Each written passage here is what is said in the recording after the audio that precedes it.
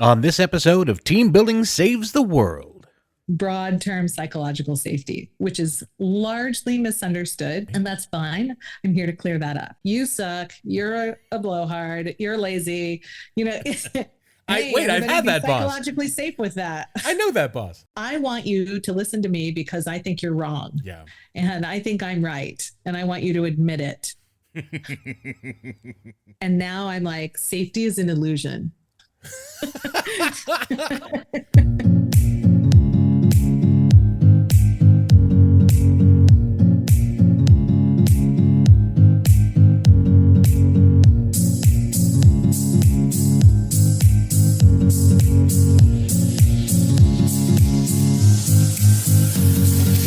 Hello, team. It's me, your old friend Rich Rinnensland, host of Team Building Saves the World, the show where I speak to thought leaders from around the world, discussing variable strategies and tools to help you and your team build a better work environment. And today, we're going to focus on the idea of psychological safety with TEDx and keynote speaker, workshop facilitator, fellow podcaster, and management trainer, Aden Nepom.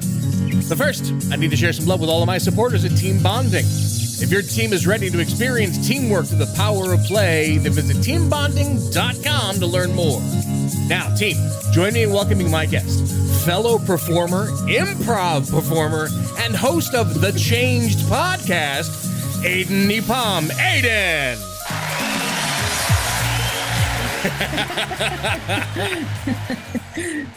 Nobody out there in the audio world can hear, or could have seen that, but Aden just did the loveliest jazz hands to that introduction. Hello, my friend. How are you today? I'm great. How are you, Rich? Very Thanks for well. having me on the show. Oh, thank you. Thank you for coming on. I love it when I get to work with fellow improv artists and facilitators, and knowing that I'm not as individualized as I thought I was in this world. We all like to think that we are unique. Yep. And special, and that is true, but also we are just like everybody else. I am the only one with this beard. That's all I can say. But Aden, enough about me. I could go on and on, but I want to talk about you because that's who the audience is here to listen to and to learn all about. Sure. So go ahead and give us that quick background story if you can. Just tell us what it is about you that made you interested in team building, management training, and especially the issue of psychological safety. Yeah. So I started out in the world of improv many, many, many years ago as a child. And that is not an exaggeration. I was a child. And I started playing with using improv in facilitation work. And again, this will sound like an exaggeration, but I started in doing that as a teenager. Nice. My first experiences facilitating were in a youth group, so peer to peer. And then as part of a program unique to Oregon called Camp Odyssey, which brought together diverse groups from diverse backgrounds to have hard conversations around race and ability and genealogy, you name it. So it was like a pretty wild experience to start facilitating before I was 18. And then to think I'll never do anything with that. And then also to think, man, this improv thing's got legs. Somebody ought to put this on stage as an art form and not just as a teaching exercise. Right. Because I grew up in a small town, I didn't know somebody had already done that. So I first started by trying to invent improv as a stage form. Like many of you have a naive perspective of the world as children. Sure. And as you grow, you learn more and your reality starts to mirror your ability to know things until you reach middle-aged. And then you start realizing that you know less than you thought. And it's a weird working backwards. But so that was the beginnings. That's the roots. And then I spent many years trying to dismiss using improv or facilitation in my career. I got a degree in something completely unrelated. I went and worked in software. I did all the things. And facilitating and improv were sort of like undercurrents all along the way.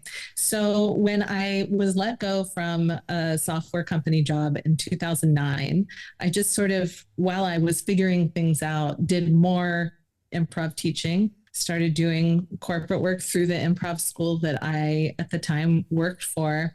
And my boss and collaborator through those years was a wonderful woman who's still one of my best friends. Her name's Shana Merlin, and she runs Merlin Works Institute for Improvisation in Austin, Texas. Excellent. And she came across Project Aristotle, which was Google's search for a high functioning team. And when we talk about psychological safety today, most people that I've come to talk with who use that term freely don't really know the origins of the term. And it was Google's research that really brought that term into mainstream discussion. So we started talking about Project Aristotle and Google's search for a high functioning team. And what they discovered, which was it's not who's on the team, but it's how the team functions. Sure. And the way to summarize that great team function is that broad term psychological safety, which is largely misunderstood. Okay. And that's fine. I'm here to clear that up. But so that's sort of the journey. I then worked for some other folks, another agency for a long time. And I now have my own company, Art of Change. But that's the journey I took to get there. Plus, you're the host of the Changed podcast. I am. I have to tell you, before you came on, knowing that you were going to be my guest, I went and listened to you because like anybody who comes on who has a podcast, I have to listen to the podcast to find out what. Thank you. To find out what they do. Who is your co-host in the Changed Kids podcast? Because I love that entire episode. So that's my stepdaughter, and nice. she had this brilliant idea because I was podcasting and she wanted to be part of it. And she was like, well, what if we talk to kids? And my aunt Shana Merlin had also the brilliant idea. She was like, you should be talking to kids and Amelia should be your co-host. So it was like, we had these conversations. So my first guest on the Changed and only guest on the Changed podcast Kids is Shana's son, Max.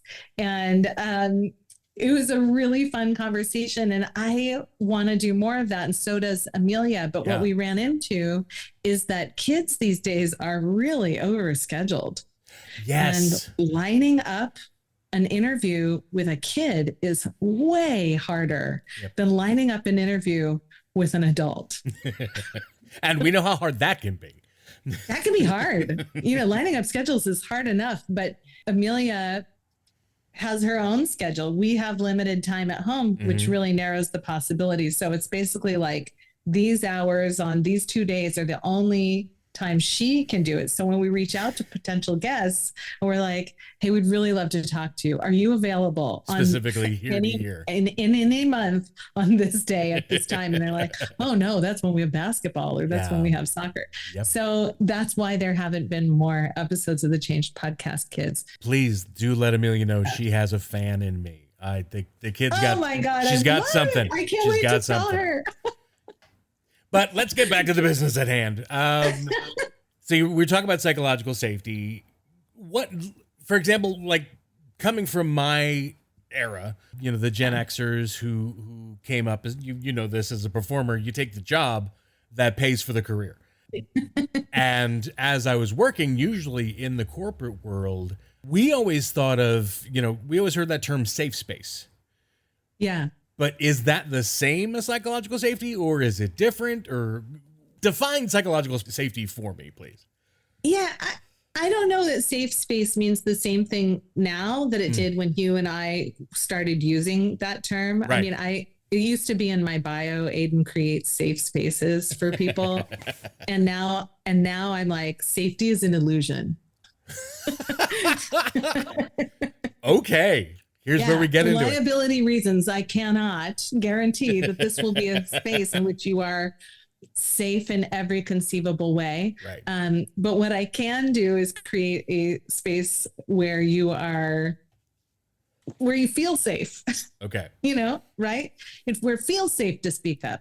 So psychological safety is basically the sense that you are in an environment where your opinions are valued. That means that you can speak up when things aren't working or going well. You can have hard conversations, give direct feedback, poke holes in ideas. And at the same time, bring your ideas to the table. Know that people will take those ideas seriously. Right. And those things may sound like they're different, but they're not. You want to be able to poke holes in each other's ideas. This is actually the nature of the scientific process, right? People reach consensus by coming up with a workable idea that they then test, that people then challenge and try and reproduce and or poke holes in order to reach a place of consensus until someone thinks of something better. So that's it. That's psychological safety in a nutshell. Plus, that safe space can't just be for me. It has to be for you as well.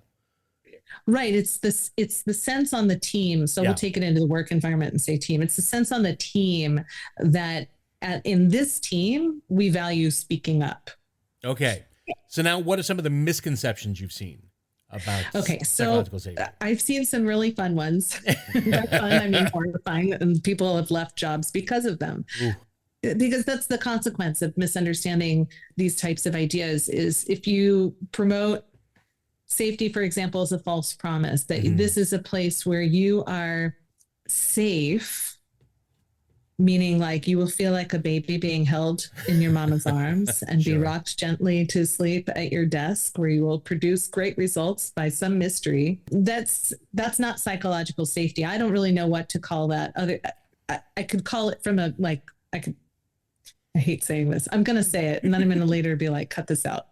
But it feels like coddling, I think people unconsciously want to be coddled in order to feel safe. And there's nothing inherently wrong with that, wanting that. We all want to be held. We all want to be hugged. We all want to be validated, whether that's physically or emotionally. But that's not quite the same as being in an environment where we value challenge. Right. The other one, and this one's more recent, I had a friend of mine whose boss held a meeting with all the key stakeholders in the organization and was like, I brought us here together today because we do not have a psychologically safe environment in which we work. Everyone in that room was confused because they all challenge each other, work great together, collaborate all the time, and have these great outcomes. And that boss was like so checked out as to what was happening in the inner workings of the organization that the statement, first of all, put everybody in this place of, what are you talking about? Right. And then he followed that up with, and we'll know we're in it when I can say what I need to say to you and you're fine. Oh, man. Right. So the first question that comes up is, where have you been working? Yeah, right. Well, what he wanted to say to people, he wanted to say things that were harsh without reason, right? So he wasn't putting things into terms of, thank you for bringing up that idea. Have you considered this? Yeah. Right? Which would be a psychologically safe way to be like, hey, your idea is valid. And also it seems like you're not thinking about this detail. Right. Instead, he wanted to be like, you suck. You're a blowhard. You're lazy. I've had that boss. Psychologically safe with that. I know that boss. Totally. I've had them many times. I'm exaggerating a little bit. I'm sure he used more formal language to say, you suck. You're a blowhard. You're lazy. So... and the person who shared that story with me left that company. They're no longer there. They gave notice within 20 minutes of that meeting because the writing was on the wall for where the company was headed. So you're speaking with your company, The Art of Change. Because I love the catchphrase, change is coming. You're a part of it. Mm-hmm. What is the change? Change is inevitable. Right. Sorry. Yes. Yeah. Change is inevitable. So how can you promise that? First of all, what do you mean by change when you talk about it? So change happens all the time. And this was what sparked me to want to do the Changed podcast in the first place. It's just, we use this word change so frequently and almost meaninglessly as often as we use it, more often than we use it in a way that's meaningful, because we change our clothes, we change our socks. We also change our careers. We change our strategic approach to the fiscal year. So we change all the time.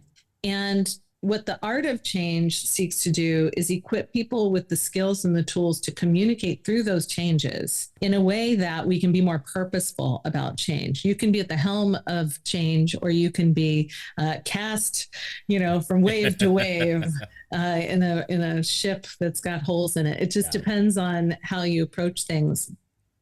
But how do you guarantee psychological safety in that world of change? I don't guarantee psychological safety. I'm sorry, yes, you had actually said at the beginning you can't guarantee that. How do you promote it? I think that would be a false promise. But what I do give people are the tools that build psychological safety. Okay. I've been in the team building and communication skills business for a number of years. I don't really. I think I look younger than I am, and so I don't want people to really know how long I've been doing this, but it's a really long time. Okay. And, it's, I should say, but I'm not going to say. Don't even worry. I've probably said on another podcast, but I'm also Gen X, so I'll just give you. Okay. That was a huge number of years, so I wouldn't even worry about it. Massive amount of years. Yeah. So all of that is to say that I've seen teams work together through even just a team building experience and come out of that with a new understanding of each other. And I've also seen people go through a facilitated conversation around something that would have been really hard to talk about, but they come through with really clear objectives and the experience of having spoken in an honest and transparent way towards the facts and the details and the things that matter to everybody, even when the opinion's different, come to consensus. So when that happens, teams experience the psychological safety that they now have a frame of reference for how to move forward. Right. As opposed to what often people in our culture default to. And actually, I was just listening to a podcast about this yesterday or the day before. I wish I could remember the name of it so I could cite it. But they were talking about the problem with niceness in the workplace, right? And trying to create safe spaces. People will often couch their feedback with niceness, and then you miss the important thing, or they won't say it at all. So that thing where, which violates trust, right? If I'm talking to you for an hour and a half and you don't tell me I have spinach in my teeth, then I know I can't rely on you to tell me what's what. And people don't speak up on things like that because they're afraid of how they'll be perceived as not being nice or making you feel awkward in the moment. So the change is going to come, as you say, it's inevitable. It's inevitable. Change is on the way. Even the change within the idea of psychological safety. I mean, there are different methodologies that can be used to get to help get people in that mode. But people can go from that. While psychological safety is going to change, the methodologies behind it, the overall importance of it shouldn't. Is that correct? Oh, sure. Yeah. The importance of psychological safety in a high functioning team, it seems unlikely that we'll reach, it's possible, but it seems unlikely that we'll reach a place where, management studies and the experts say, absolutely not. We do not want people to bring ideas to the table or to point out flaws. I think that it's highly unlikely, because what we know when we don't have those things are hospital wards with really high mortality rates. Okay. We know we'll have companies that go under for lack of creative ideation. So you need to have that psychological safety. Now, the methodologies to get there really could change. Yeah. Yeah. All right. And they really could.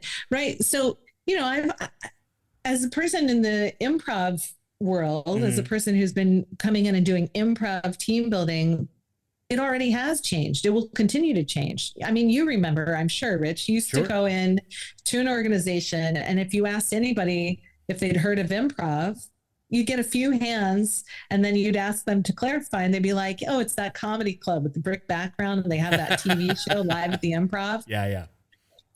And now if you ask audiences if they're familiar with improv, there's a significant number of people in that audience who will have taken improv classes.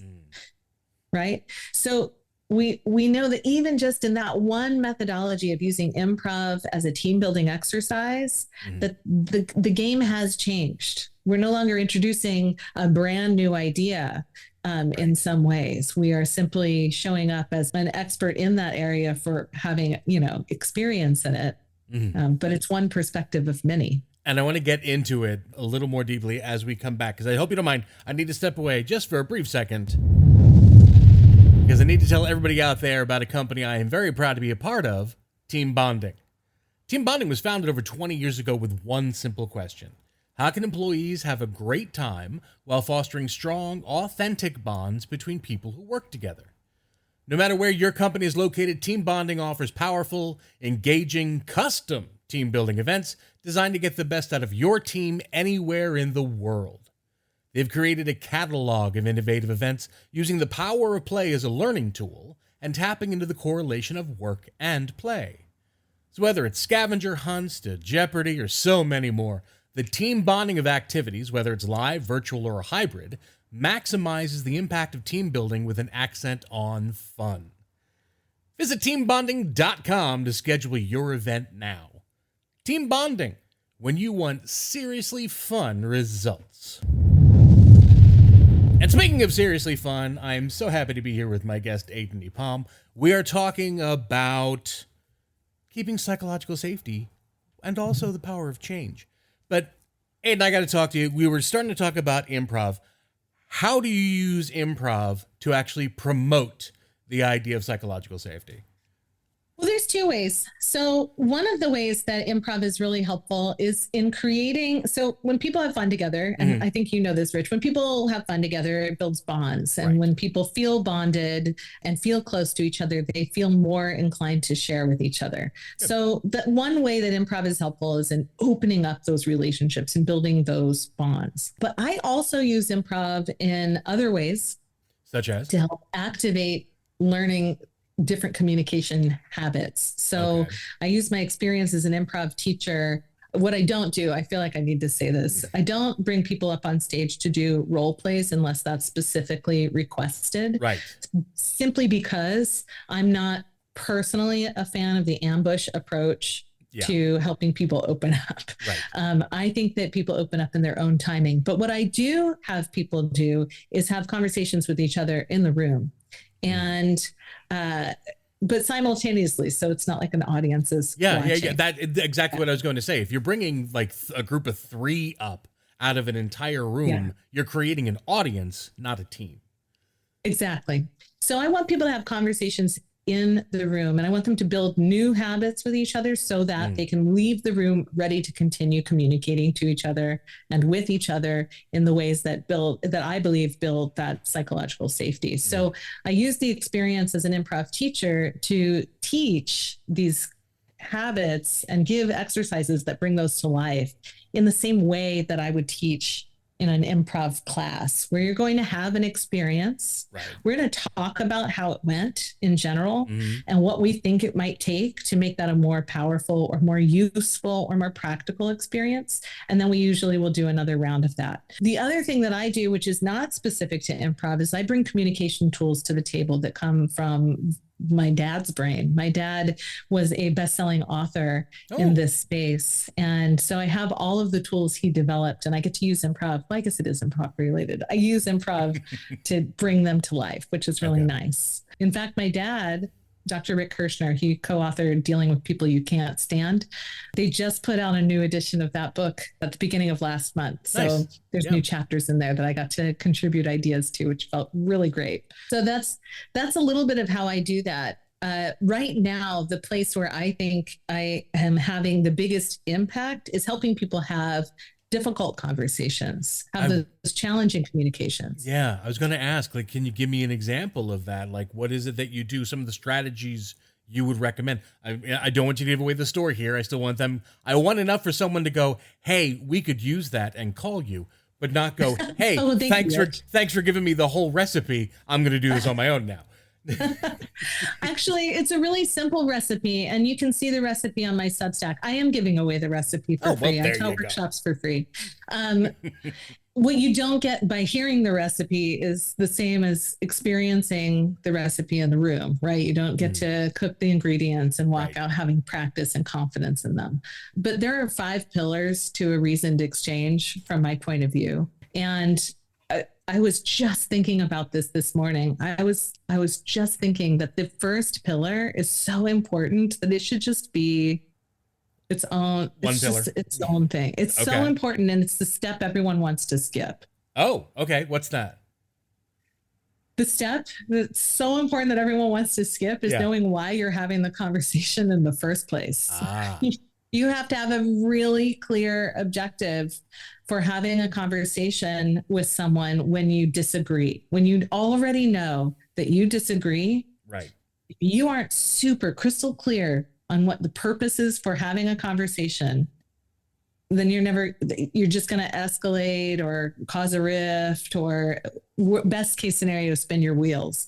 So you need to know that crystal clear objective. And the way that you can tell it's crystal clear and that it's a good objective is that you can say it out loud to the person that you're communicating with. Ah, okay. So, for example, if we are having a political dispute and I come to you and I say, I want you to listen to me because I'm right and you're wrong, which is a lot of people's. Yeah, that's where we are right now. Yeah. Yeah, that's not going to work. You're not going to get the outcome that you want, because think if somebody came to you and said the same thing. I want you to listen to me because I think you're wrong. Yeah. And I think I'm right. And I want you to admit it. Everyone immediately gets their back up, right? So, I like to tell this story when I train. I came out, have you ever been to Austin, Texas? Yes, actually, I love it there. Yeah. Did you ever go to Kirby Lane Cafe? I have, actually, yes. Okay. So this, just to paint a picture, I step out of Kirby Lane Cafe full with brunch, and there's this like red hot rod car parked in front of Kirby Lane, and there's two men standing, one on each side of they're standing by the doors, but they're standing outside the car. Their faces are red. I can't hear them yet, but their faces are red. They look like one of them's going to fly across the car and punch the other one in the mouth. Like, I don't know what they're arguing about. But as I get closer, because I have to get to my car, I hear one of them look at the other one. He throws his hands up in the air and he goes, "What are we fighting for? We could be eating pie." And the other guy he throws his hands up in the air. They both open those car doors. They get in and they drive away. So I don't know what they were fighting about. But apparently pie is a great equalizer. Yeah, I think the moral of the story is really clear, right? If you don't know what you're fighting for, you could be eating pie. You could be doing any number of things that's better than just continuing to do this. So you want to have that really clear objective. Otherwise, it's a waste of everybody's time, energy, and emotional health to stay in it. And how many times have you seen that people thought they were arguing about the same thing, but were actually arguing completely different points? Well, yeah, of course. That happens all the time. People also, we work on listening activities when I train with folks, because one of the things people do out of a sense of helpfulness is they try and solve a problem before they know what the problem is. It's another very helpful thing people do. They're like, "Oh, I know what you're talking about. Here's what you need." And that's not the thing the person needs. And if there had been any questions asked, they would know they'd already tried something. So yeah, listening is really, really important. But first and foremost, you should absolutely know what your objective is. And I'll give you an example of a good objective. And work objectives sometimes are super easy. Okay. Just say the work objective. Right. Right. It's a lot easier than politics. I'll tell you that. True. Right. If I really think that, the sneaker should be red and you really think the sneaker should be blue, but we have a design deadline that says we have to pick a color, then I can state that as an objective. Hey, we have a design deadline and I want us to walk out with a decision by the end of this conversation. Nice. That's a really clear objective. Yeah. Super easy. But I think people want to skip it, and they want to skip to why they're right, or the talking part. They want to skip that's pillar number one is really important. Nice. I have to actually admit, one of my failings that I only discovered since my divorce, because my ex-wife and I Horse is very enlightening. yeah, but Yeah. once it happened, we're still raising our daughter together. And since the pandemic, we decided to even share the old house together to make sure that everybody was safe. We're all in a safe place, but financially it just made it, much more viable situation. At one point, and I did not know I did this until she pointed it out. I'm a sentence finisher. So she would start saying something and I would throw out what I'm certain the end of the sentence was going to be. And she looked right at me and she went, "No, that's not what I was going to say. You have done this since I met you." And I went, "Done what?" She goes, "Assume you know where I'm going. You don't always." And just hearing that, I went, "Oh, wait a minute. I've been doing that with everybody forever." Amazing. Yeah. But being able to hear it, and the fact that we were trapped in a house together while the pandemic was raging outside our doors, I had to listen. I had to sit and pay attention. Wow. What a great, clear, direct piece of feedback. Yep. It made living together a lot easier, let me tell you. And there are still times where I find myself doing it, and I have to apologize. We all fall into communication habits for one reason or another. They've served us in some way, whether we realized it or not. But knowing, and this is true about all of our habits, knowing what we've done is the first step in knowing what we can do differently. Nice. So that's a great saying. And speaking of which, I noticed that one of the tools that you like to use are mantras. I do like mantras. I picked up mantras actually when I was working for On Your Feet, which is a improv-based consultancy here in Portland, Oregon. Okay. And I really like using mantras. It's something I was doing unconsciously and it became part of my conscious choice. And I think it's really transformative. It's so simple.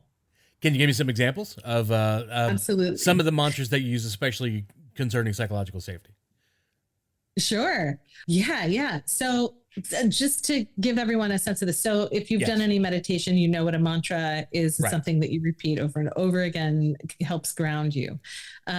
However, what the idea of choosing a mantra is all about is that we pick mantras unconsciously all the time. I'll give you a non-work related example. I was training with a colleague and the group was having discussion and he looked at me and he goes, "I just looked at traffic. It's going to suck. When we get out of here, it's going to suck." And I was like, "Oh, what's your mantra right now?" Because "it's going to suck" is a mantra. Yes. So one of the things that's true about improvisers who get on stage and make up stuff together without enough information or resources or practice or a script or polish or any of it. Right. Improvisers naturally have helpful mantras when we walk out on the stage that allow us to set the day aside and get really present. And one of my favorites for that setting has always been, both unconsciously and consciously, "I don't know what's going to happen, but it could be great." Yep. Good. Nice one. Yeah, it's a really simple one. "It could be great" is useful because it opens up that possibility. So if we're trying to build psychological safety, and my second pillar of reasoned exchange, which is making useful assumptions, this is a great place to do that, is to think about what's your mantra when you're interacting with the other people on your team. If your mantra is, "Oh, here comes Bill again," are you creating an environment of psychological safety where people are welcome to share their ideas and poke holes in your ideas? Yeah. Probably not. So if you change your mantra only slightly to, "Well, here comes Bill. I wonder what he has to say." And there's a tonal difference that makes the difference there. Yeah. The words are part of it. The tone matters. But that's just a quick example. I'm sure you could come up with one yourself. Well, it's sort of like the psychological benefit of just smiling. When you don't smile, your body and your brain and your mind go into a specific area. But just forcing those muscles to work in that particular conjunction lifts your spirit. It gets your mind focused more in a positive, upbeat method. Sure. Yeah. Yeah, it is. It's a similar principle. Yeah. Another one, I think for leaders, I want to be a resource today Nice. is a nice way to think about how are you setting your team up for success? How are you making yourself available to them rather than a top down approach? Aden, here's the problem. I could go on and on talking about this, but this show has a time limit.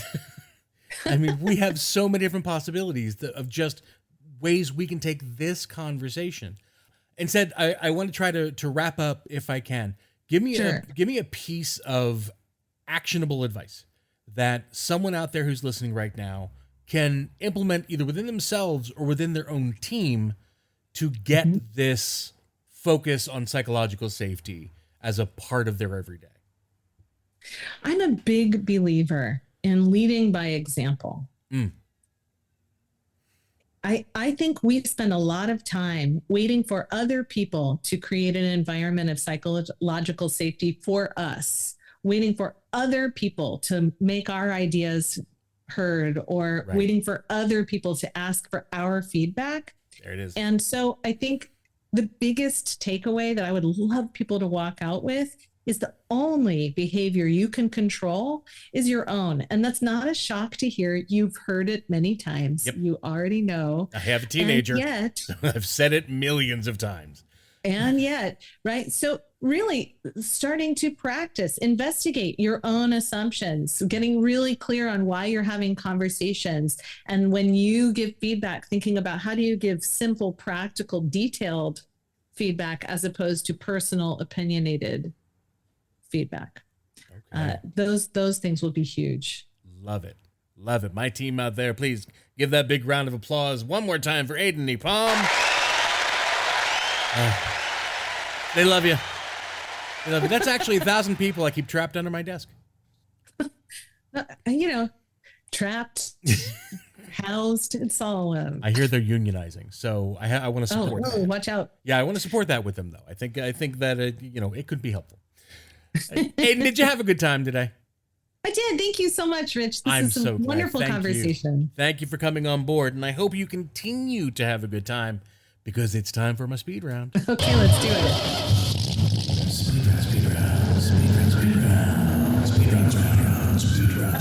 My one place of radio cheese that I like for this show. So just one more time to explain this to you. I know I explained it to you before the show, but I want to get this out again. Just so you know, it's going to be 60 seconds where I'm going to ask you a variety of just complete innocuous questions. It's a nice chance for the audience out there, for my team, to get to know you a little bit better. But let's go. As this is a game, and if you are feeling up to the task, we have had a maximum of 15 questions asked and answered in 60 seconds. You think you can do it? Let's see if we can. It's okay if you don't. Don't worry about it. Nothing happens bad if you don't. Okay.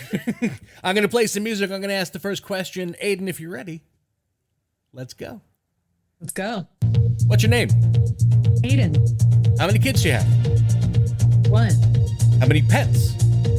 1. If you could ask your pet a question and actually get an answer, what would it be? How are you doing, actually? If you could live in any TV home you desire, which one would it be?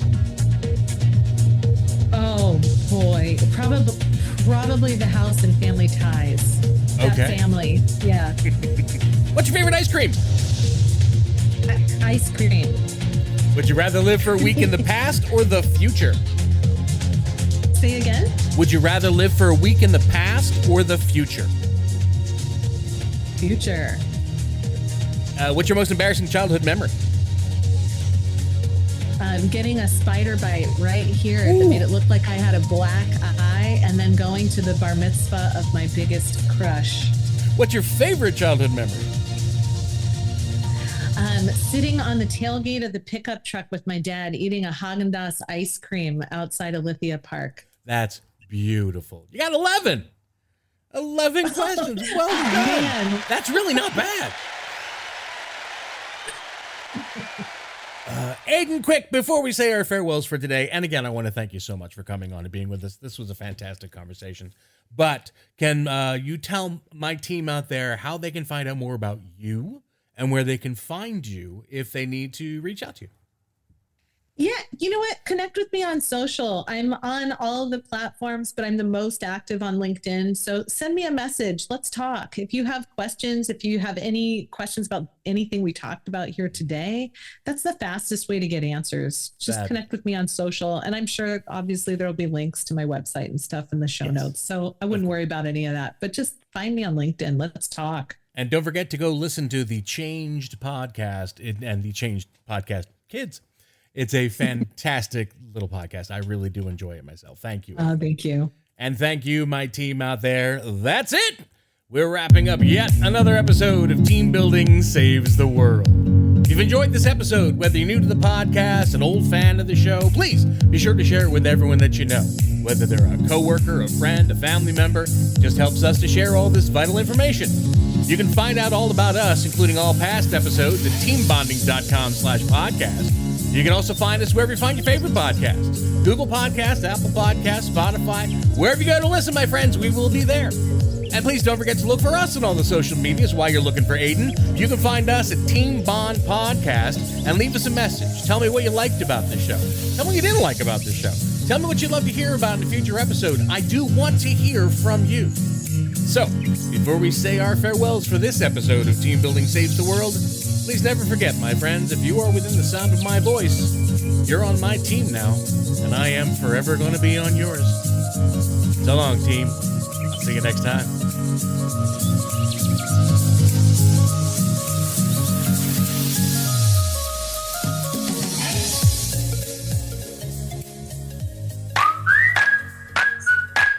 It's been said that you learn more about a person in an hour of play than in a year of conversation. So why not put your coworkers to play with the help of the team at Team Bonding? Team Bonding was founded over 20 years ago with one simple question. How can employees have a great time while fostering strong, authentic bonds between people who work together? Their catalog of innovative events includes scavenger hunts, Jeopardy, and much more. Each activity, whether live, virtual, or hybrid, maximizes the impact of team building with an accent on fun. Visit teambonding.com to schedule your event now. Team Bonding, when you want seriously fun results.